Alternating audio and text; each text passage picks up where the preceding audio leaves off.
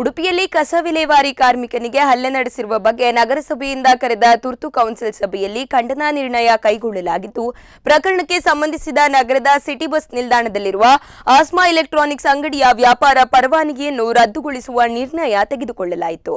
ಅಧ್ಯಕ್ಷತೆ ವಹಿಸಿದ್ದ ನಗರಸಭೆ ಅಧ್ಯಕ್ಷೆ ಸುಮಿತ್ರಾ ನಾಯಕ್ ಮಾತನಾಡಿ, ಕಾರ್ಮಿಕರ ಸುರಕ್ಷತೆಯ ಬಗ್ಗೆ ನಗರಸಭೆ ಬಹಳ ದೊಡ್ಡ ಜವಾಬ್ದಾರಿ ಹೊತ್ತಿದೆ. ಈ ವಿಚಾರದಲ್ಲಿ ಯಾವುದೇ ರಾಜಿ ಮಾಡುವುದಿಲ್ಲ. ಪಕ್ಷಾತೀತವಾಗಿ ಅನ್ಯಾಯ ಆಗಿರುವ ಕಾರ್ಮಿಕರಿಗೆ ನ್ಯಾಯ ಒದಗಿಸುವ ಕಾರ್ಯ ಮಾಡಲಾಗುವುದು ಎಂದರು.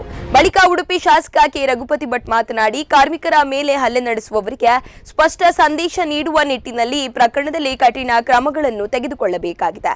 ಅದರಂತೆ ಅಂಗಡಿಯ ಪರವಾನಗಿ ರದ್ದುಗೊಳಿಸಿ ಬೀಗ ಹಾಕುವ ಕೆಲಸ ಮಾಡಲಾಗುವುದು. ಇಂತಹ ಘಟನೆಗಳು ಇನ್ನು ಮುಂದೆ ಎಲ್ಲಿಯೂ ಮರುಕಳಿಸಬಾರದು ಎಂದು ಶಾಸಕರು ಹೇಳಿದ್ದಾರೆ.